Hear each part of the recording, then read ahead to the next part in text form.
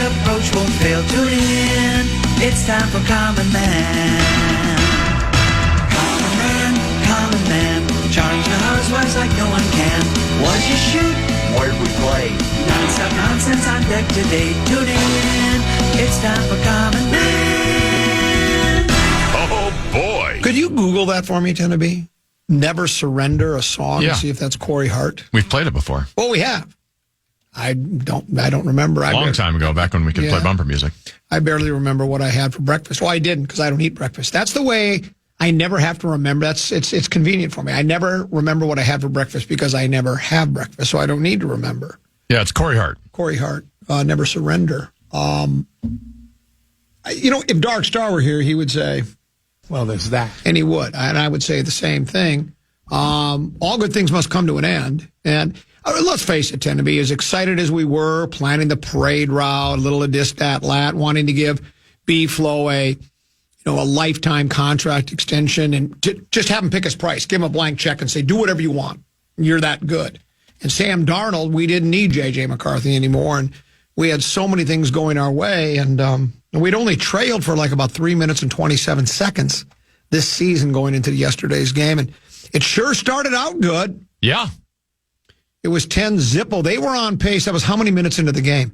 They were on pace. The Vikings at one time were on pace to win like 90-0. That was what they were on pace for. If you extrapolate out how often they scored 10 points, I think it would have been 90-0. And it obviously didn't end up that way. And the Motor City Kitties hand the soon-to-be big game world champion Minnesota Vikings their first loss of the season. Was it 31-29? Was that our final? Or was it 30-28? No, we won. They lost by 2. We lost by 2. So I think 31-29 is accurate. 31-29 was your final score from U.S. Bank Stadium. I was there to experience it. So was I. Yeah, oh, you were too. I looked for you. I saw. Did your wife tell her I ran into her? Yes. I ran into her and Ingrid. And by the way, I think your daughter stole the show in the in the cheerleading before the game. I thought she was absolutely exquisite in her performance. I couldn't tell because from where I was sitting, I could not see her. I knew where she was roughly. I was looking all over for you because your wife said they're back over there because you had the 2 boys out pregame, right, on field? All 5 of us were. Yeah. And then my wife took Ingrid because they were heading to go to where they needed to get to. I was still on the field with Leo and Samson for a little bit. And so we looked for you because Deuce and I were there as well. We couldn't find you. You know what I did do yesterday? My favorite one was Greg Olson's coming by. For those that don't know, pregame, on-field pregame, they have a bunch of security people holding one of those yellow ropes that you might find on a boat, like the Tanner Fitzgerald, those nylon yellow ropes, and they stand there and hold that. So you're allowed to get up right up to the back of the end zone line, and then all the way around about 3/4 of the way around the stadium on I think the Vikings side of the field, and so it's kind of cool. You're up close and personal. You get to see the guys pretty close up. As Deuce and I are sitting there watching, I see Greg Olson, the Team 2 analyst for Fox. He was relegated. He had to do the Vikings-Lions game because Goat got to do San Francisco versus Kansas City, which wasn't even nearly as entertaining game as Vikings-Lions were. And when Greg went by, I did what I did, Tennessee? I actually rubed it up a little bit. I just looked at him as he was walking by, and I go, I enjoy your work. And he goes, thanks, man. He gave me a fist bump. He put out his fist to do a fist bump, so I fist bumped Greg Olson. And I wanted to do the old, and Brady shouldn't have your job, but I just decided not to go that far. Yeah. Because I think he's better than Brady. Now, Brady may end up getting, again, he just started doing it, and he's just still so awkward and choppy. Brady's done. He's not even the best broadcaster on his network. I don't think he is. I think you're absolutely right. But I told Greg, I said, I enjoy your work. And I think he appreciated it because he gave me a fist bump and he looked me right in the eyes and we locked eyes. Not like in a loving embrace or anything like that, but we looked at each other. I think he appreciated me telling him because I really do enjoy his work. And not as much as PA and Bursich, of course, but I still enjoy it. And how about I heard Ron Johnson was ripping me. Really? On the post-game show. For what? Because I wasn't wearing Lions regalia at the game. It's... Huh? Deuce and I just happened to come in the Ticketmaster gate. And right there, as you walk in, there's the Fox 9 pregame show, right? Vikings Live, whatever it's called. Rosen, Bursich, Lieber, and Ron Johnson. So Deuce and I walk up there right away. And by the way, I was surprised. I thought with the star power that foursome had, that they would be 13, 14 deep of fans to watch. Nobody was watching their yeah, nobody cares. Maybe they're not as, and like I say, don't you, I mean, that is to Minnesota what Terry, Jerry, Michael, Howie, and Kurt are to Fox. That's our equivalent to that. I thought there would be 10, 13, 14 deep people frantically trying to just touch the hem of the garments of those four, but nobody was there.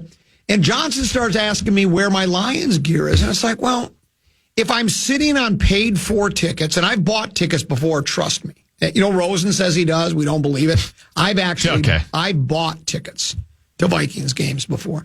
And when we do, well, then we load up on the Lions gear. But when you're being afforded every courtesy and consideration as an extended family member, what are you doing? I'm eating. You're eating? Is that breakfast or lunch? That's my lunch. I haven't had a chance to eat yet. I've been too busy. Not enough time in the day today. Busy? Doing what? You rolled in here about 11:30. What were you doing? I was going to the oral surgeon today. Did you put your foot in your mouth again? Hell! I have to have your foot extracted from your mouth. So now, but isn't it kind of fun to eat on the air? See, because this way you can accomplish two things at the same time. You can eat your lunch and still... I'm more efficient. It is, you're more efficient with your time. What are you having for lunch? My wife last night basically just made kind of a hodgepodge meal where you put rice and scrambled eggs and bacon and peas, and you just mix it all together. It's got peas. Don't you think peas are yucky? No, I don't mind peas. Oh, I thought you'd think those peas are one of the few green foods I will eat. I'm brown bagging it. Now, I check that. I take that back. I'm not brown bagging it this week. Our refrigerator finally went out. Check the date. It's been around for 15 years. No! The temperature inside was 54 degrees. I went to drink a glass of milk, and I said, I don't like this. So we're getting a new refrigerator. We have to throw everything out, so we have no refrigerator at home. Well, we got one of those little small ones down near the wet bar downstairs in the man grotto. But you can't. Life without a refrigerator. Well, yeah. So now it's going to be. I got a Joyzy Mike's. I'm going to pound down here during my lunch break. But our friends at Warner Stellian, who I've done work with before, and they are one of our advertising partners here. They sold us a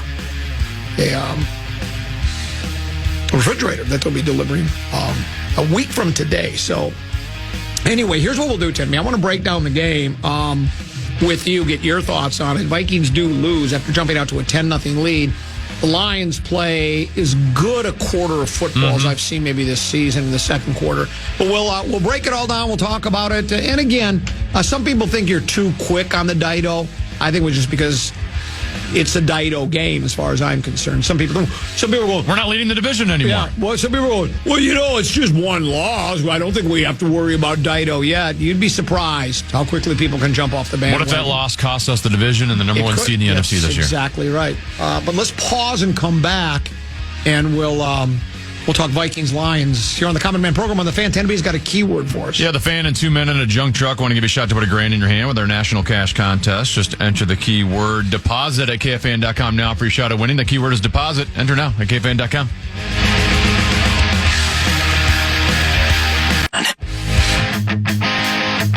Metallica. Tune into Wild Wednesday each week for your chance to win tickets to see your Minnesota Wild in an upcoming game.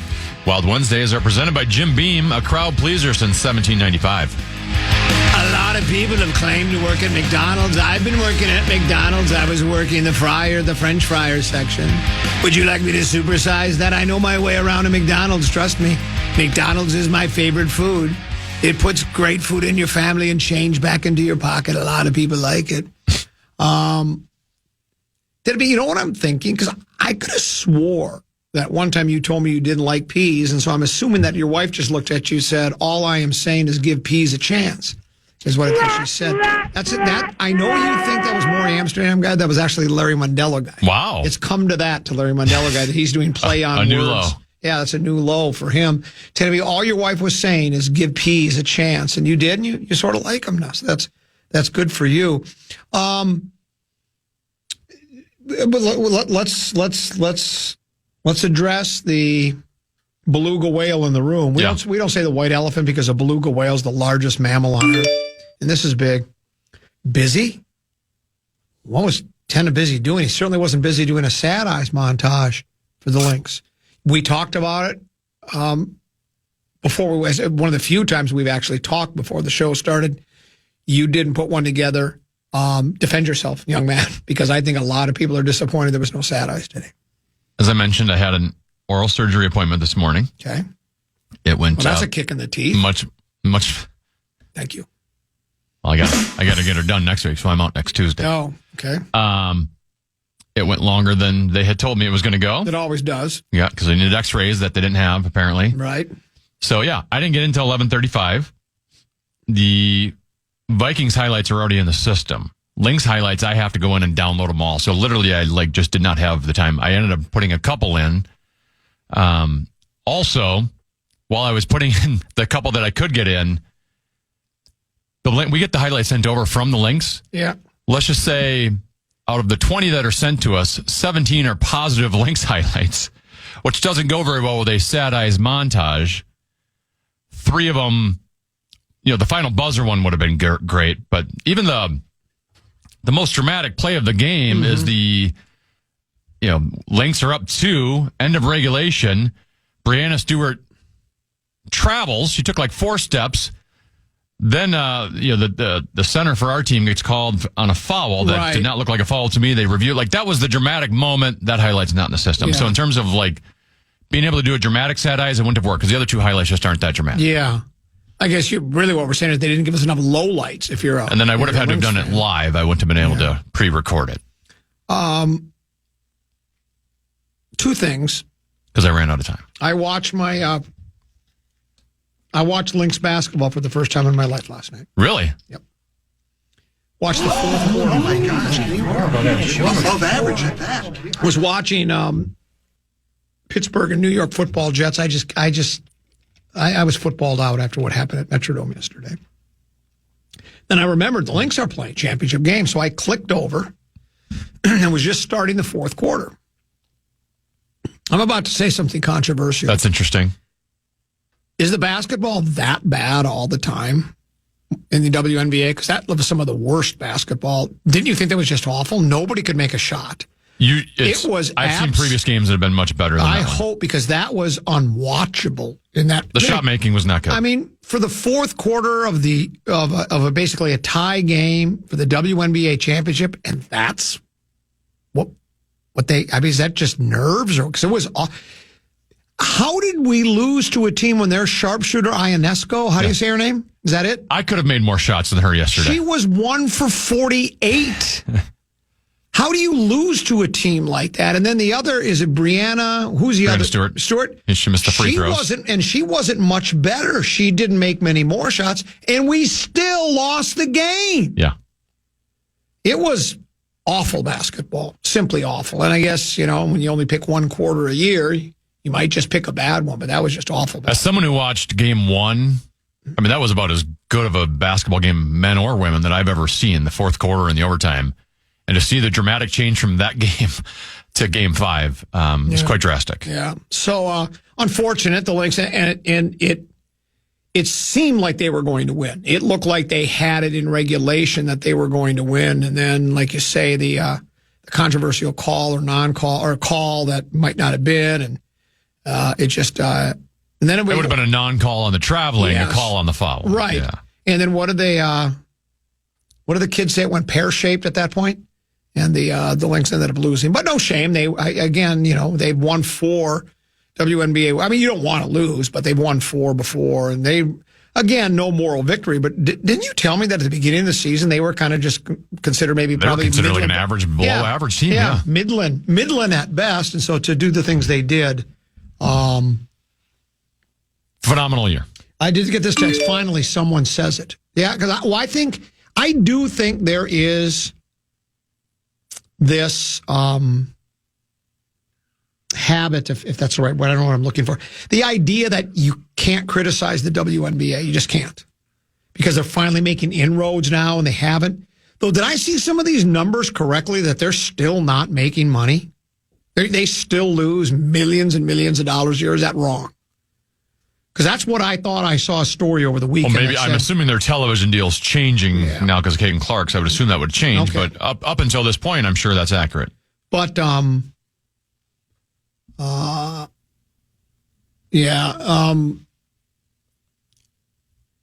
someone just sent this in.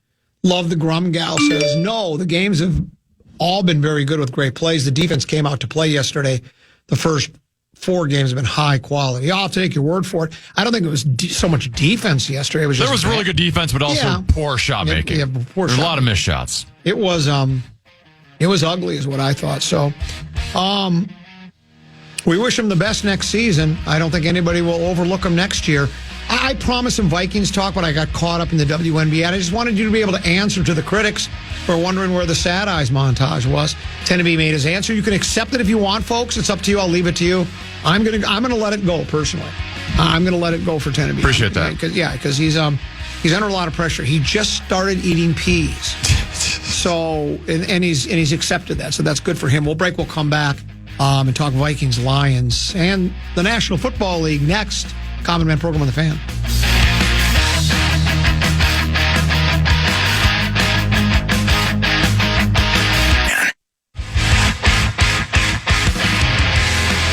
Hey, Rubes, this football season, Bell Bank is giving one KFAN listener each week $1,000 to pay it forward to a charity of their choice.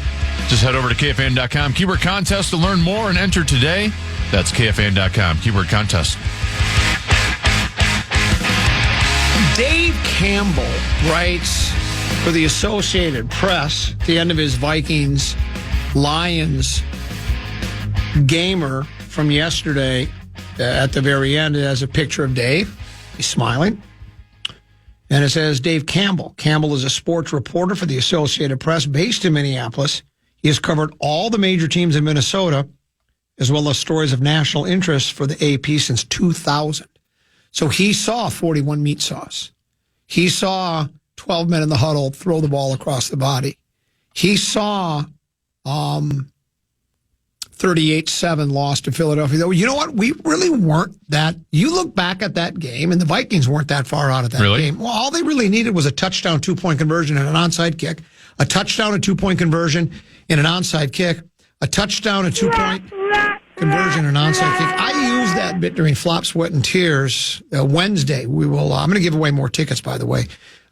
Sauce and I start the comedy season at Chart House in Lakeville. One show, 7 o'clock start.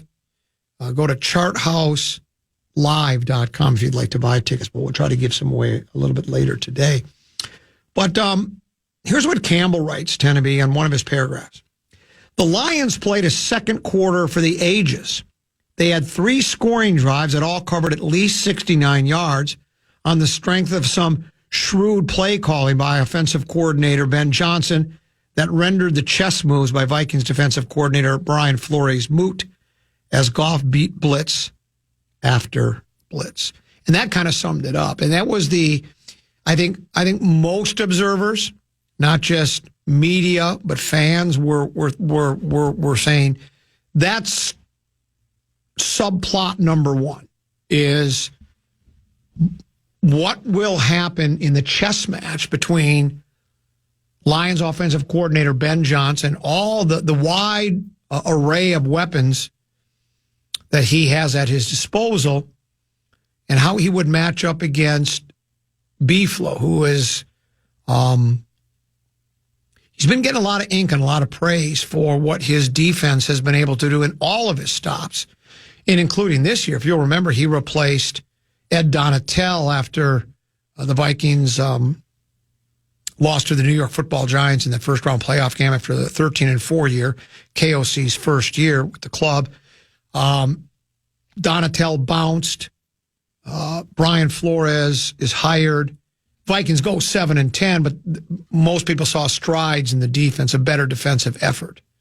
I tried to insist to people that I think it was more about the personnel than it was Ed Donatel, but I think fans and even media members, they're looking for a more simple solution. It can't be, well, maybe these two players aren't very good and these guys need help over here. And, maybe our defensive coordinator isn't that great, but boy, once we get the defensive coordinator changed, everything will change. We get a new head coach, everything will change. Get a new quarterback, everything will change. And it's usually not as simple as that. And we saw that yesterday. Now, that's not to erase everything that that B-Flow has done with the Purple since arriving here, because he has. The defense is certainly better than it was. But I think it does have a lot to do with personnel. As a matter of fact, I want to keep saying Ed Donatell. Brian B-Flow himself said, remember about 2 weeks ago, he said, look, he goes, I appreciate all I'm paraphrasing, but I appreciate all the plaudits.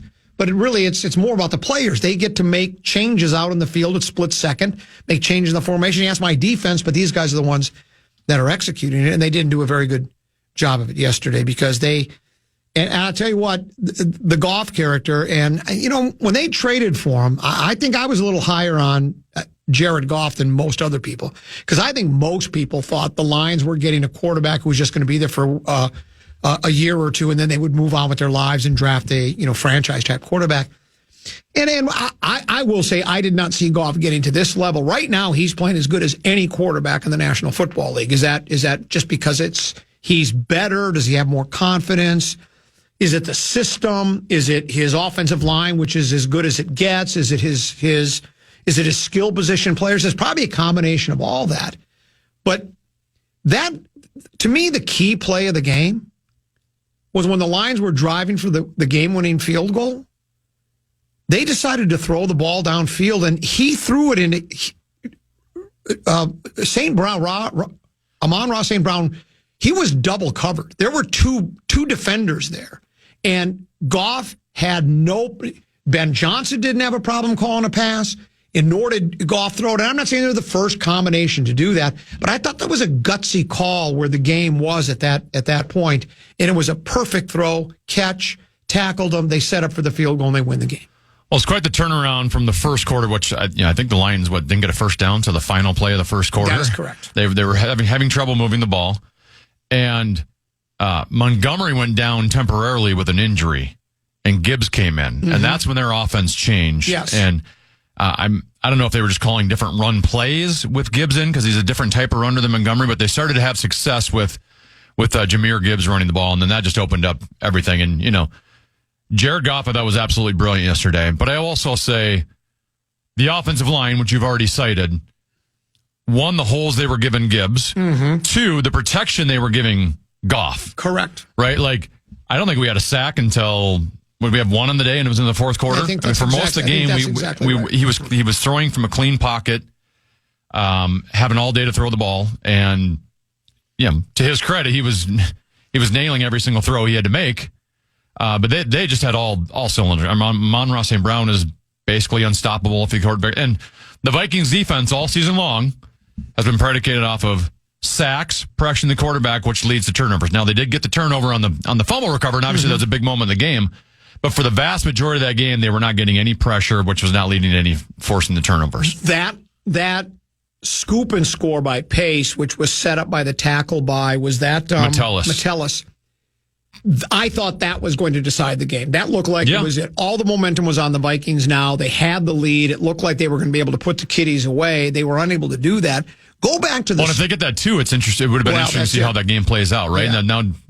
Now Detroit's not settling for a field goal necessarily in the last drive. They might be trying to go for the touchdown. Well, and on that play, again, Darnold is getting he's catching the heat for what happened because it really wasn't a great throw, right? No. It probably wasn't. And, but going for two obviously was the right decision. And you're right. If they make that, it probably changes the complexion of the game completely. Yeah. But the way the game started, it couldn't have started out better for the Vikings. The Lions were facing a 3rd and 27, 3rd and 26.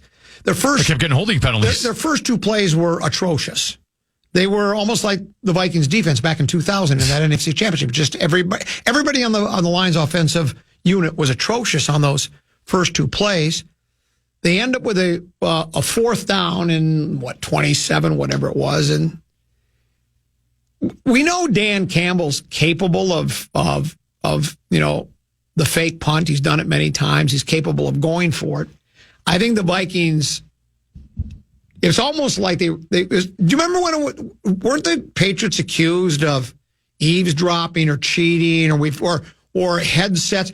It's like the Vikings knew they were going to do it because it was so bad because they fake it and the Vikings weren't biting. It's like I think the Vikings actually. Well, I feel like they probably said they're probably going to fake it. So watch for let's play for the fake. If they punt it and it goes past our guy, well, they'll just down it at our 40. But let's go ahead and play for the fake punt because they played it perfectly. And then 2 plays later, I've never seen a running back.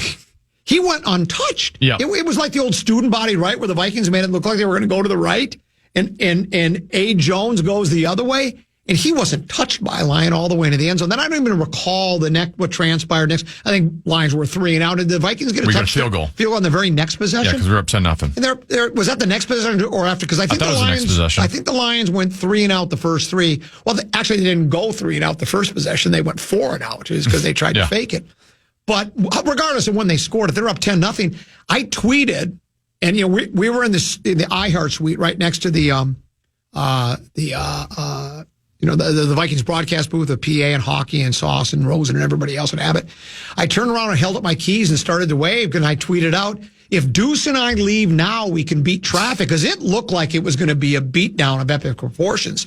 And then as Dave Campbell described in that paragraph in his Gamer, where he says, the Lions played a second quarter for the ages. 3 scoring drives that all covered at least 69 yards, on the strength of some shrewd play calling by offensive coordinator Ben Johnson that rendered the chess moves by Vikings defense coordinator Brian Flores moot as Goff beat blitz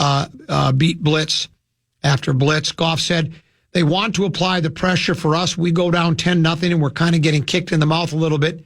Stay calm, stay relaxed. And that was key. And I'll have to believe that's exactly what they did, because it sure appeared that way, because you get down 10-0 and you get down in the way that you did. Sometimes you tend to get a little antsy. Got to get some points back right now. Get right back in this game. But they stuck to whatever game plan they had, even though you think they would have shelved that game plan after the first 3 possessions. But that second quarter was simply astonishing. And the Gibbs run where he faked out Metellus. Yes. I mean, that's as good as Stutters. I'm going to him in open space. There's no one more dangerous. I'm going to be nominated for a PST here. Yeah. It was shades of Barry Sanders. No, it really was on that one move. Because that's what Sanders used to do. Almost like levitate and just do the old stutter step. And Metellus was just, he had no chance. And, like you say, they were just so good. And the Vikings were still in the game. They played better in the second half. But field goals can't beat tutties. And we had to settle for 2, didn't we? I think we had to settle for 2 field goals instead of scoring tutties, and then we got the scoop and score, and I thought they were going to wrap it up after that. But then again, another possession. Well, leading up to that, Detroit had stalled a couple times up before that last field goal possession. Yes, and then the Vikings had a chance to put it away. What was about 4 minutes left in the game when the Vikings got the ball? I think it was 4:02 with the lead. Just need a first down or 2, and it's over. And they went 3 and out.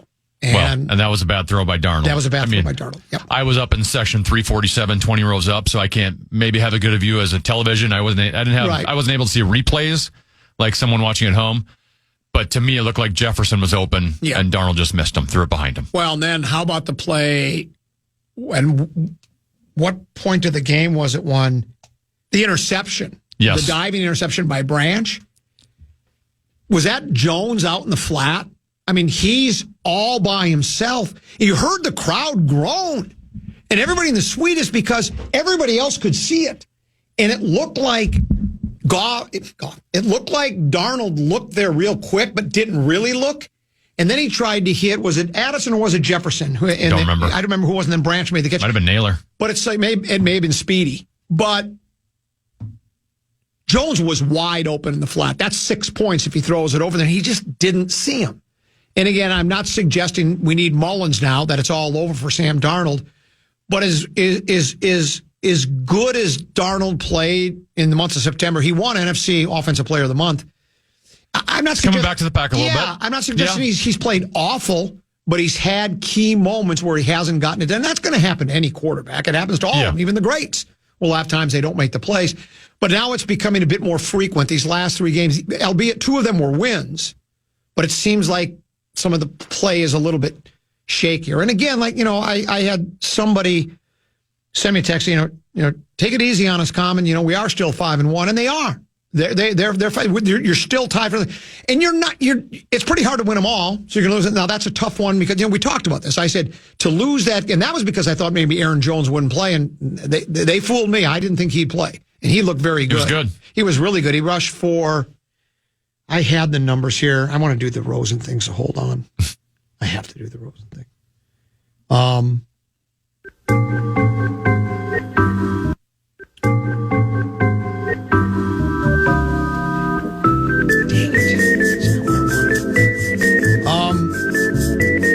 Jones rushed for something like 93 yards on, I think it was like 14 carries. He was averaging I think it was something like 6.6 yards per carry. He played very well. He also had 3 catches for something like 23 yards, which was a 7.7 yard average.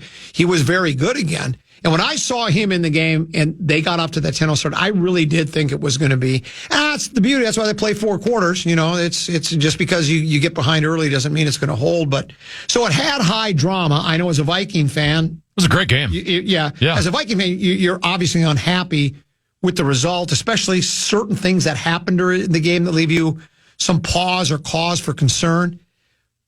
But they, as well as Detroit played in that second quarter, the Vikings still had an opportunity to win that game. All they have to do, and I say all they have to do, it's hard to do. They got the ball with 4:02 to go, get a couple of first downs, and game's over. The Lions are going to use all their timeouts, and it's over. And it didn't turn out that way. Now, there are other people suggesting Tennessee. Somebody sent me this, and I didn't hear this, but there's some people saying, maybe they should have let our super kicker try a 73-yard field goal. I will say, I was thinking at the time, let's go back a little bit further if we can. First, the way Dan Campbell handled their field goal drive, where he was kneeling down. Yes. And I get the kneel downs because you don't want any fumbles. Yes. Right? But what happens on the kneel downs is, one, those plays don't take as long. Yeah. Right? That plays like a second as opposed to if you hand the ball off to Gibbs, you might be able to kill 4 or 5 seconds. Yep, that's correct. And then 2, you're technically going backwards a little bit and making the field goal a little bit more challenging. So even then, I'm like, why are they just kneeling here? Because I know 15 seconds isn't a lot of time, and you're going to win most times, but you still, especially now with the new rules where you get the touchback at the 30. Yep. The Vikings had 15 seconds to go 30 yards, which is doable. Yeah. That is possible. So I thought the way Campbell handled that was wrong. But when Darnold took way too long he wasted too much time trying to find someone, but they get it down. I thought to myself, if they hadn't got that illegal formation penalty, if that's 67 instead of 72, you're letting him kick that. You sure you are? Because he hit a 57-yarder earlier in the game, and he cleared that thing by 10, 15 yards. It's possible he could hit from 72. And here's the thing about it. Even if he doesn't, what do you got to lose at that point? It adds excitement. You're like, well, we're probably not going to get the Hail Mary. We're not going to do the lateral, what do they call it, a fire drill, where we're going to pitch it to this guy and pitch it to that guy. We're not going to do that. And the only thing, here's the other thing you always have to fear, like you say, with the 15 seconds to go, PI can happen at the drop of a hat, man. And all of a sudden, you throw a long pass for Jefferson, and the defensive back gets too crazy because he doesn't want JJ to catch it, and he slams into him, and all of a sudden there's a penalty, and remember, it's not like college. It's the whole distance of the play. So that's what I thought might happen. Even if they just get to the 50, which they did, if they don't get the 5-yard penalty there, you're bringing the kicker out there. Yes. To try 67. Yeah. And they maybe should have tried him from 72. They would know him better than we would, obviously. It'd still be fun.